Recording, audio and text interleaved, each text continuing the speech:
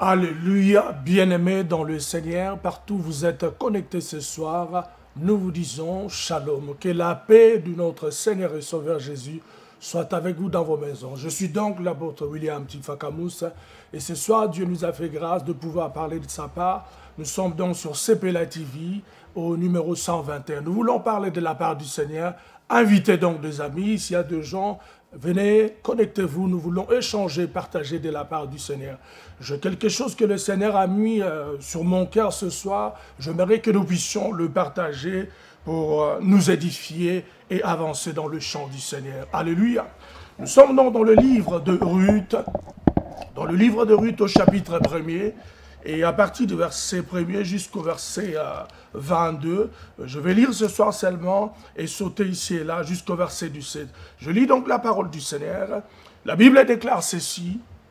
Du temps de Jige, il y eut une famine dans le pays, et un homme de Bethléem de Juda partit avec sa femme et ses deux fils pour faire un séjour dans le pays de Moab.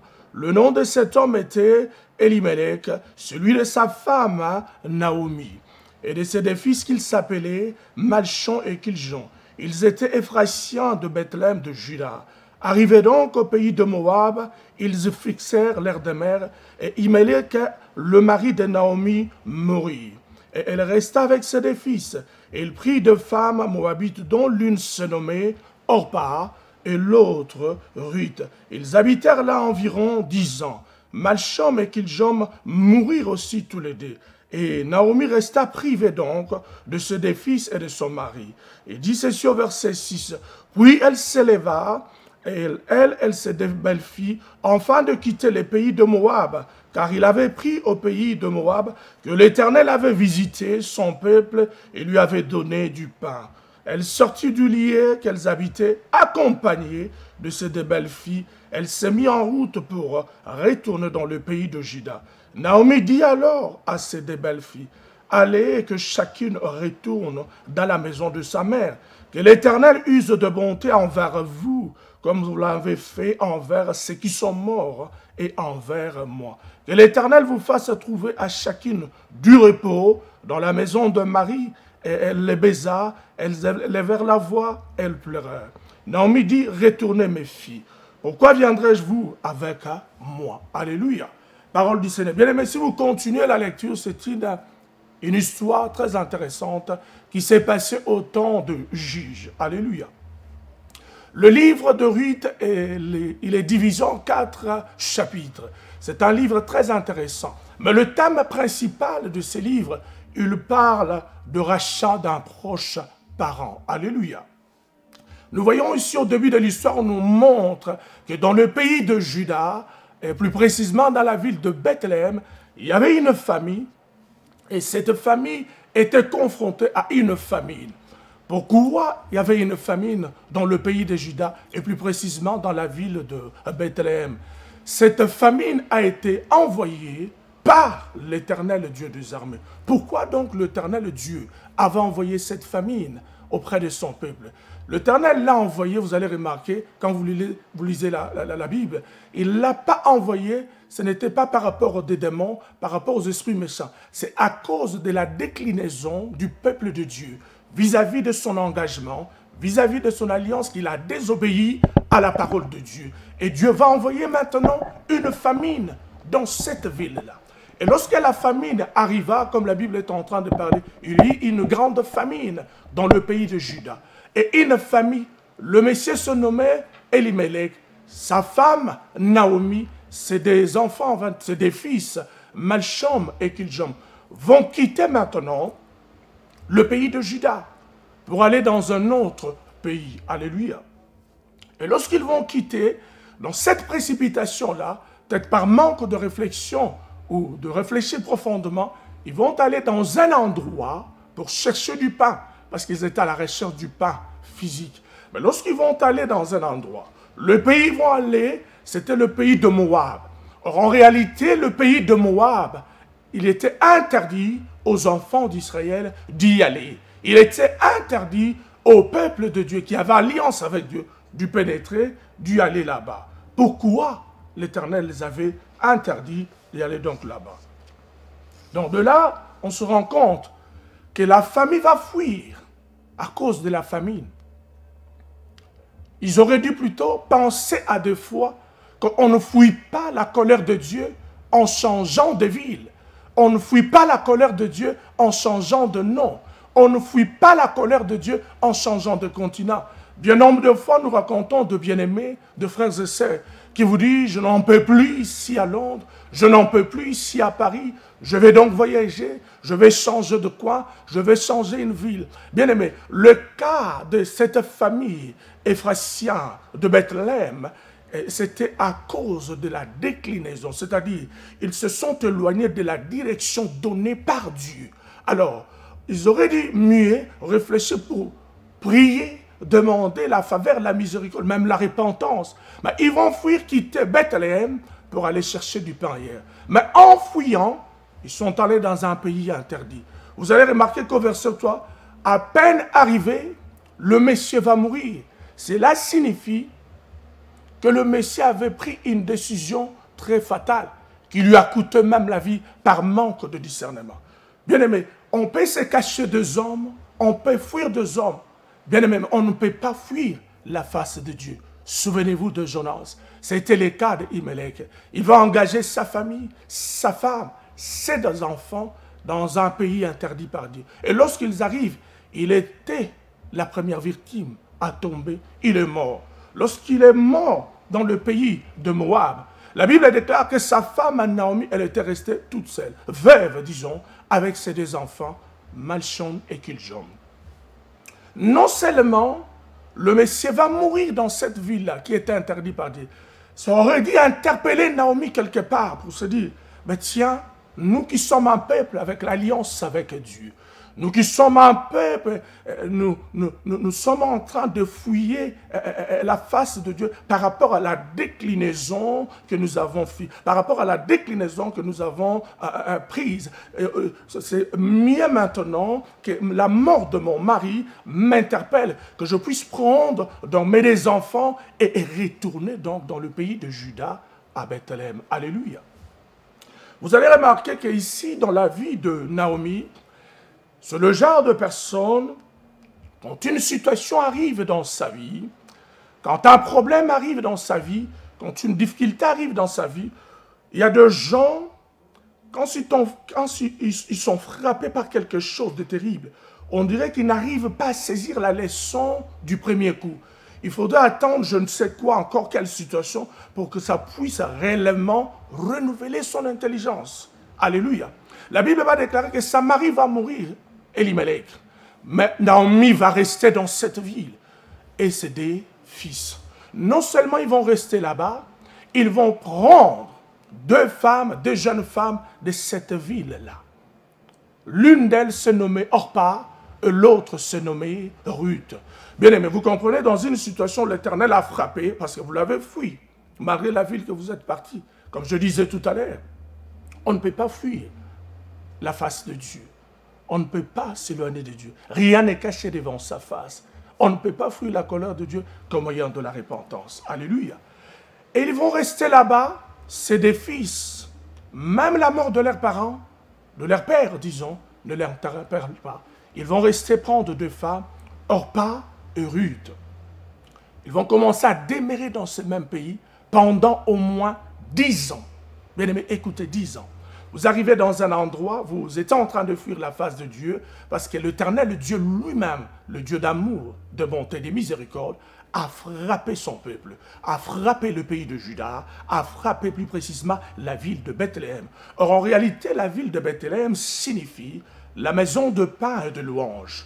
Alors, comment est-ce qu'on peut manquer du pain et manquer louer Dieu dans une ville, dans une cité qu'on appelle maison de pain et de louange? quelque chose d'étrange. C'est-à-dire, en réalité, le pain ne manquait pas dans la ville de Bethléem. Le pain était là, mais cette famille n'avait pas l'accès à ce pain-là à cause de la déclinaison. Ils vont maintenant fuir. Le mari va mourir, les enfants et la femme, la veuve, ne va pas les interpeller. Ils vont prendre deux femmes. Vous êtes dans un pays que Dieu a interdit. Alors, au même moment, au lieu de renouveler l'intelligence, de retourner auprès de Dieu, dans votre pays auquel vous avez alliance avec ce Dieu-là, vous allez prendre encore deux jeunes femmes de ce pays. C'est-à-dire, vous rajoutez des problèmes sur des problèmes. C'est-à-dire, la femme également, Naomi ne comprenait pas.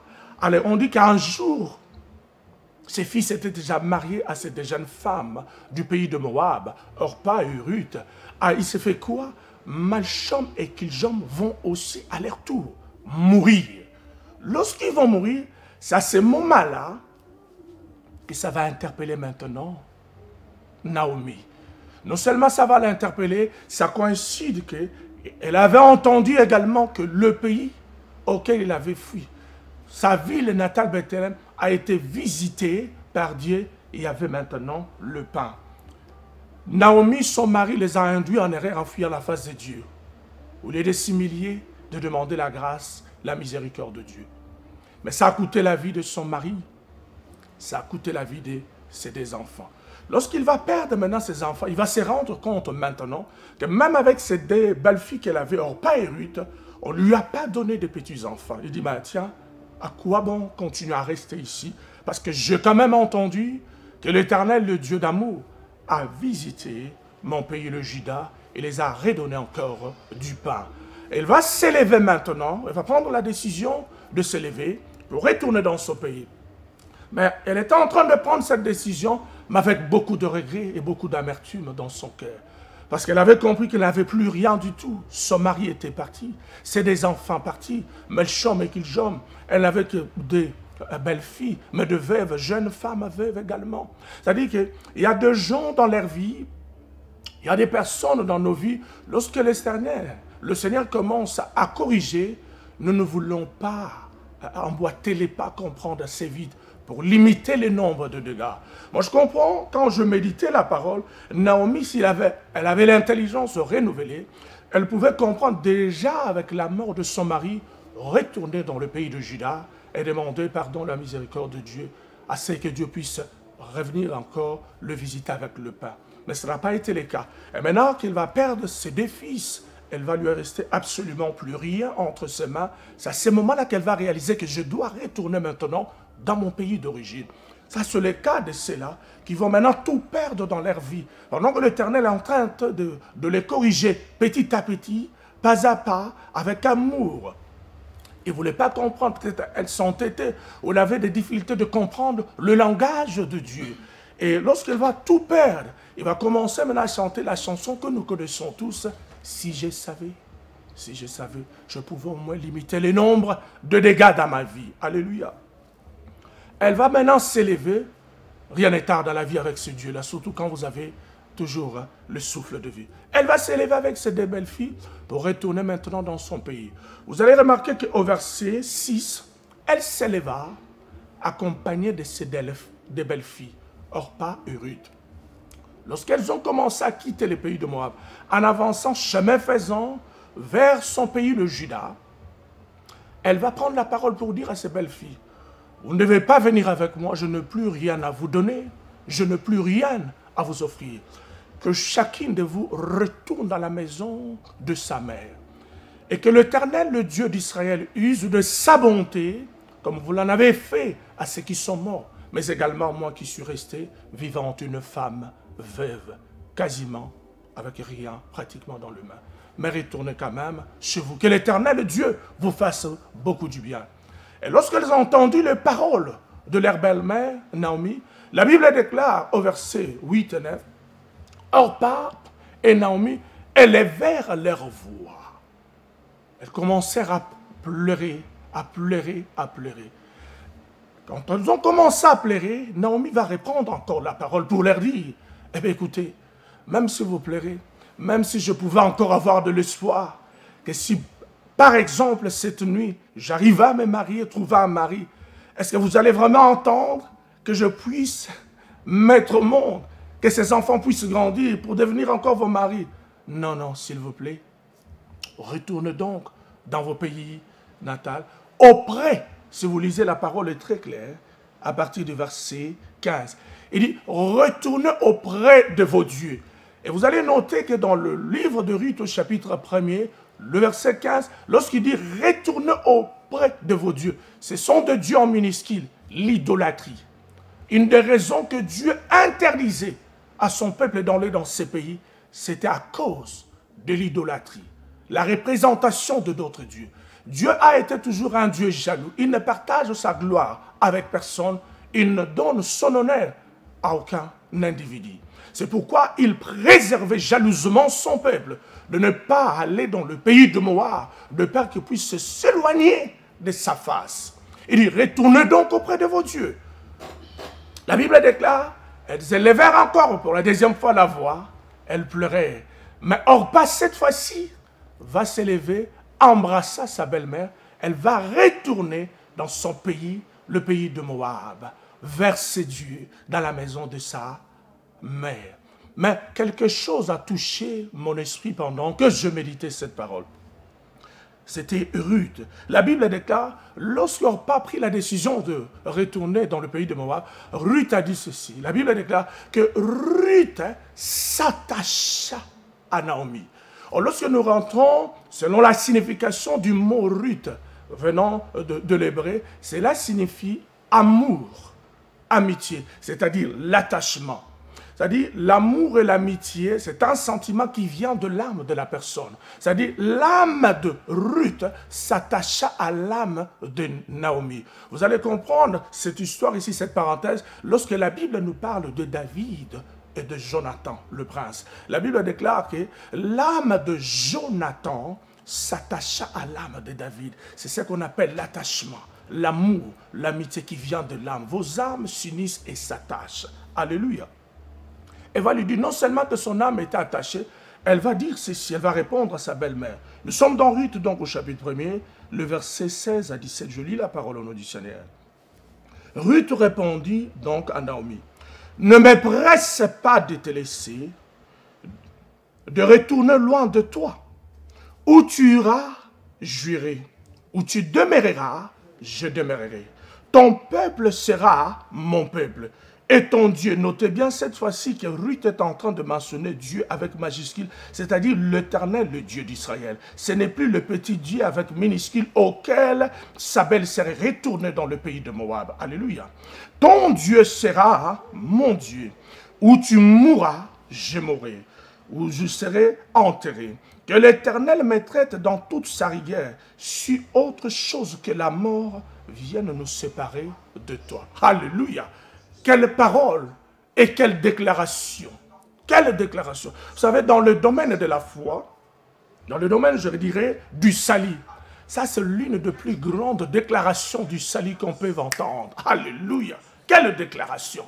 Il dit, j'irai avec toi. Ton Dieu, le Dieu d'Israël bien sûr, sera mon Dieu. Où tu mourras, je mourrai. Je serai même enterré. Que l'Éternel Dieu des armées me traite dans toute sa rigueur. Si quelque chose, à part la mort, nous sépare avec toi. Alléluia. Bien-aimé, quelle parole. Cette parole a fortifié mon âme. Cette parole m'a fait énormément du bien. Alléluia.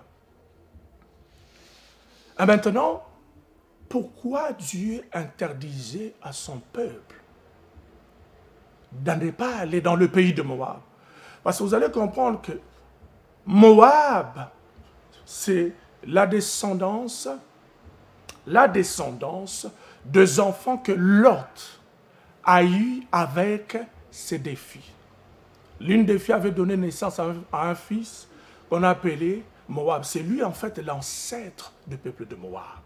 Et l'Éternel ne voulait pas que son peuple rentre là-bas. Et une fois de plus encore, ce peuple s'est opposé au peuple de Dieu, selon l'instruction de Dieu. Et Dieu les avait interdits, il les a même enlevés selon son plan. Il les a interdits. Et lorsqu'on arrive maintenant à un point le plus important, quel était ce point le plus important? J'aimerais que nous puissions comprendre quelque chose d'important ici, dans la vie de Ruth et de Naomi. Vous savez, dans la vie d'un homme, d'une femme, même d'un enfant de Dieu, bien sûr, d'un homme de Dieu. Il est très facile de se perdre. Il est très facile qu'un homme puisse aller dans une mauvaise direction. Parce que la ligne, en réalité, la frontière entre le mal et le bien est tellement mince, est tellement minime. C'est très facile à un humain comme nous de se perdre. Alléluia. C'est très facile à un humain comme nous de s'éloigner de la face de Dieu. Parce que la ligne est tellement mince. Alléluia. Et beaucoup d'entre nous se sont déjà écartés, s'éloignés de cette face-là. Mais nous ne rendons pas compte. Mais le deuxième élément ici, c'est quoi il faut apprendre dans leur vie. Mais il est très difficile maintenant, lorsque nous, en tant qu'humains avec nos faiblesses, lorsque nous nous écartons de la face de Dieu pour maintenant retourner. Vous allez remarquer que dans votre vie, vous êtes en train de prier, vous étiez zélé en train de faire des choses de la part de Dieu. Mais lorsque vous vous écartez de la face de Dieu, c'est très facile. Mais il est tellement difficile de retourner. Parce que lorsque vous vous écartez de la face de Dieu, le diable va se frotter les mains, va vraiment applaudir. Il ne va pas vous laisser la tâche facile de pouvoir, de manière à ce que vous retournez auprès de Dieu facilement. C'est ce qui a été le cas maintenant de Ruth. Parce que lorsqu'elle a perdu son mari, elle pouvait déjà retourner vite. Mais elle n'a pas fait cela. C'est lorsqu'elle a perdu ses 2 enfants. Et dans ces cas ici, nous disons, et malheureusement, c'est ce qui se passe dans la vie des enfants de Dieu. Et qu'est-ce que nous remarquons dans la vie de Ruth? Ruth est en train de représenter l'image, comme on a dit, le thème principal de ce livre de Ruth, c'est le rachat par un parent proche, le livre de Ruth. C'est-à-dire, la Bible était en train de nous expliquer ici dans le livre de Ruth, le travail que Jésus-Christ devait venir faire dans nos vies, le travail de la rédemption, le travail du rachat par un proche parent. Voilà pourquoi Jésus, Dieu le Père en Jésus, devait devenir un homme, c'est-à-dire un proche parent pour avoir la possibilité de nous racheter. C'était donc l'image de cette histoire qui s'est passée pratiquement au XIe siècle, vers 1322, avant même Jésus-Christ. Et c'est le travail que Jésus-Christ est venu faire, il y a de cela plus de 2000 ans, à la montagne de Golgotha. Le travail, l'œuvre salvatrice, l'œuvre rédemptrice, il nous a rachetés parce qu'il était devenu un proche parent. C'est le livre ici qui est en train, en fait, d'expliquer le travail que Jésus devait venir faire dans nos vies.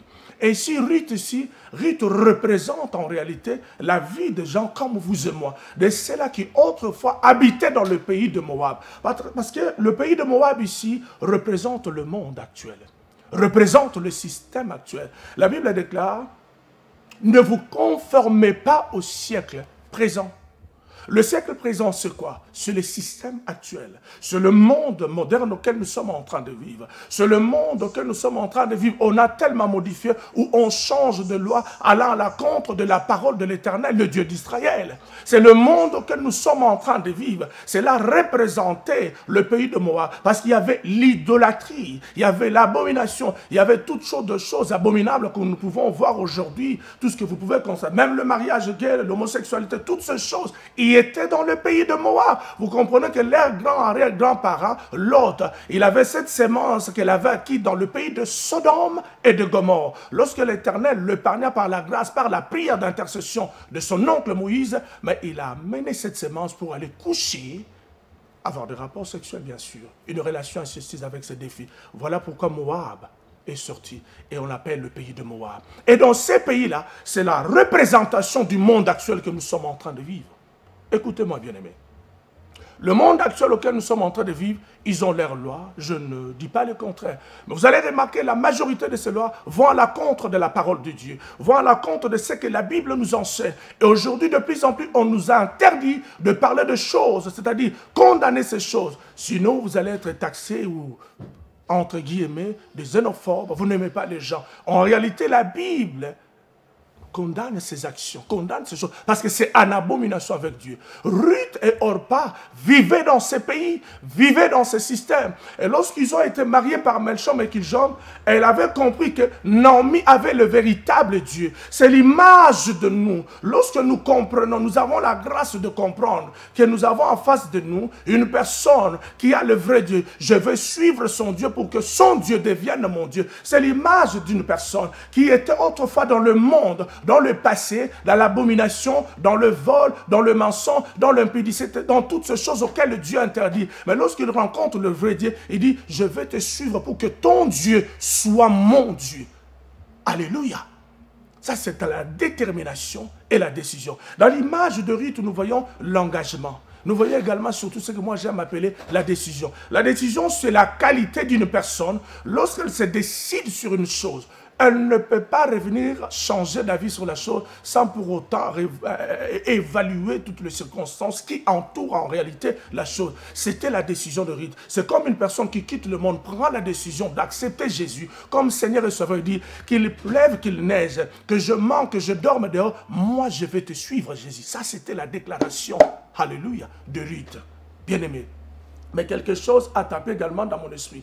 Pendant que j'étais en train d'observer Ruth, j'étais en train d'observer l'engagement de Ruth, la détermination de Ruth. Parce que Ruth, en réalité, elle avait décidé, elle a dit, je ne veux pas retourner, Naomi, comme tu m'envoies dans le pays de Moab. Parce qu'il y a des gens, lorsqu'ils s'engagent dans le chemin du Seigneur, vous allez rencontrer des gens qui vont commencer à vous décourager en vous disant, non, vous ne pourrez pas.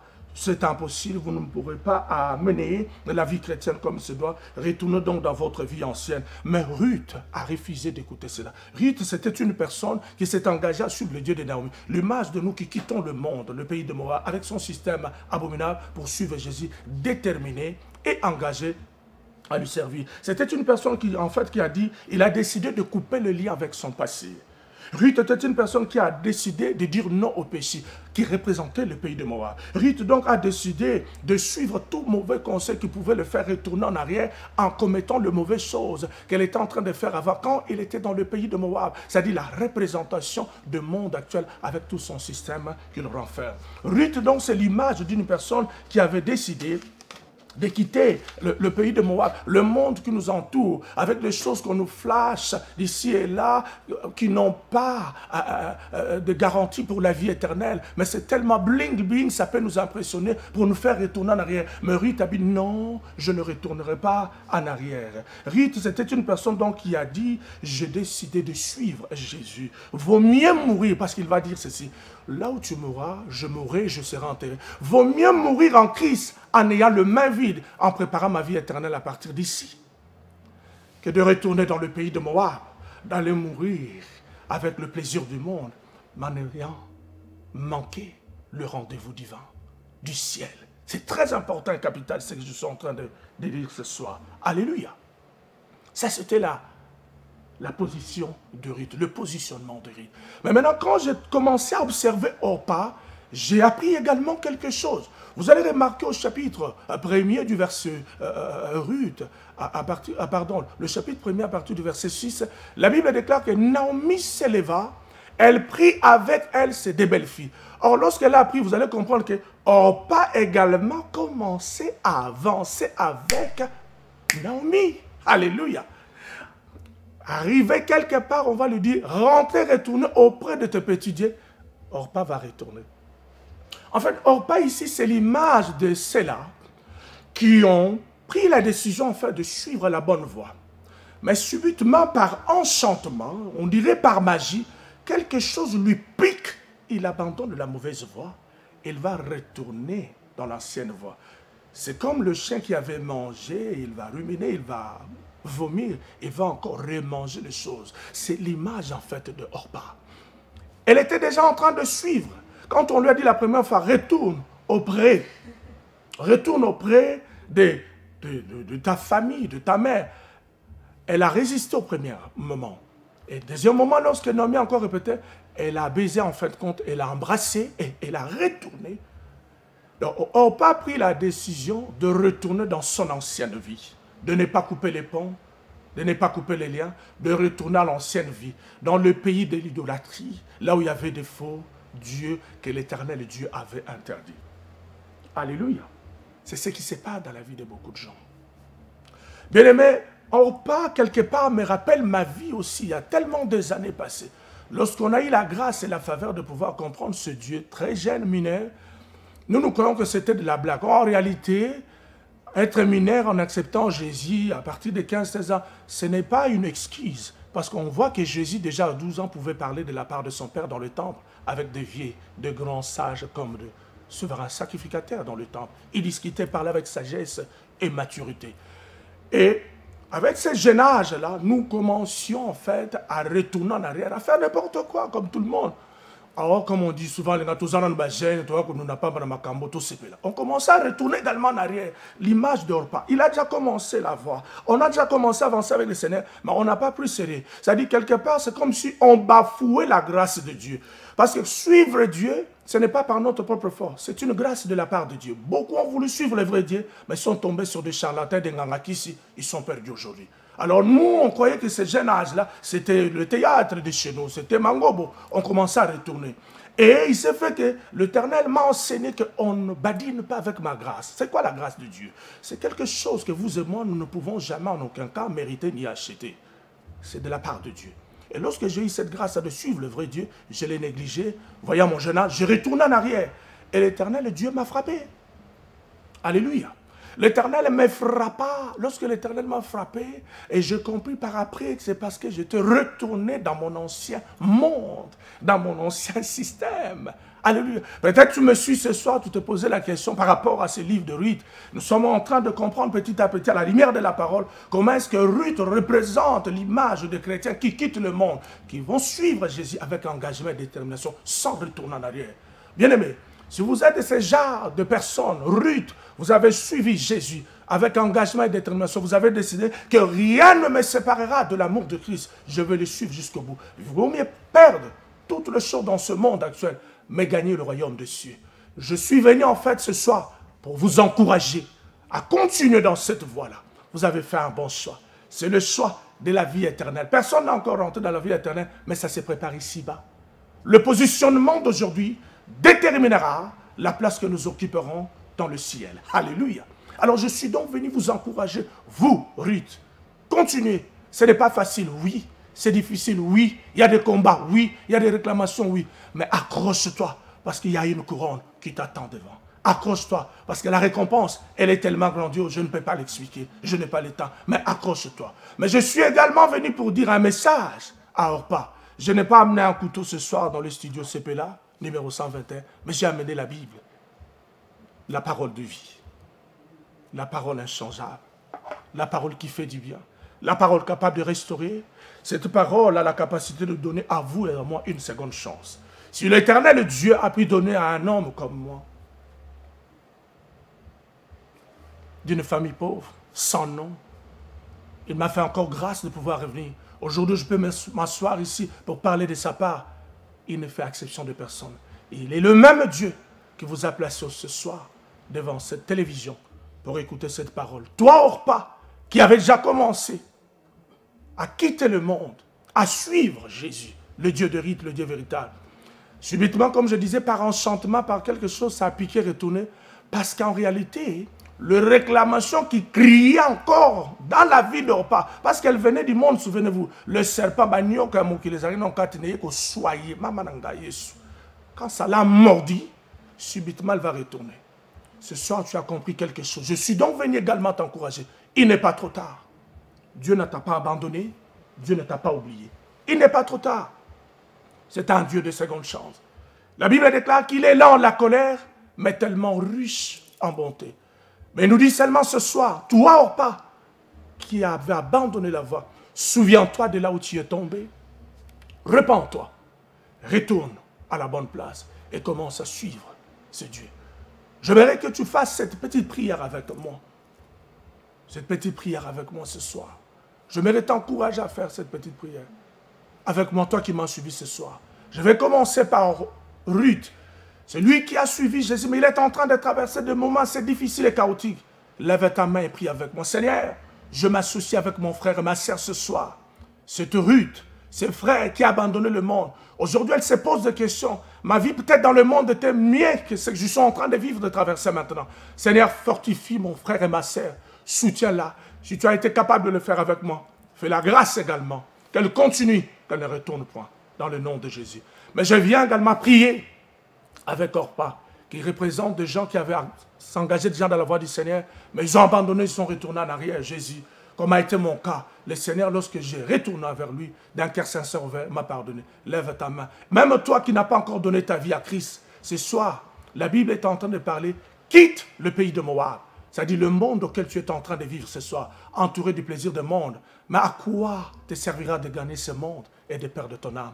Lève ta main, prie avec moi. Seigneur Jésus, assez longtemps j'ai conduit ma vie seule, j'ai peut-être abandonné ta voie, mais j'ai compris ce soir par rapport à cette parole qui n'est pas trop toi. Je reviens vers toi, je me répands et je te demande pardon. Lave et purifie-moi par ton sang, je retourne auprès de toi. Et ceux-là qui n'avaient pas accepté Jésus-Christ, tu pries ce soir avec moi de le Seigneur, j'avais écouté ta parole et je viens auprès de toi. Je m'humilie, ne résiste pas, n'endurcis pas ton cœur. Prie, Seigneur, je m'humilie ce soir, je te demande pardon. Je retourne auprès de toi. Oh Seigneur, lave, purifie-moi par ton sang. Je t'accepte comme mon Seigneur et mon Sauveur. Que l'Esprit de Dieu me conduise à partir de ce soir. Si vous avez une église, bien-aimée, ou vous connaissez une bonne église, que le Saint-Esprit vous guide.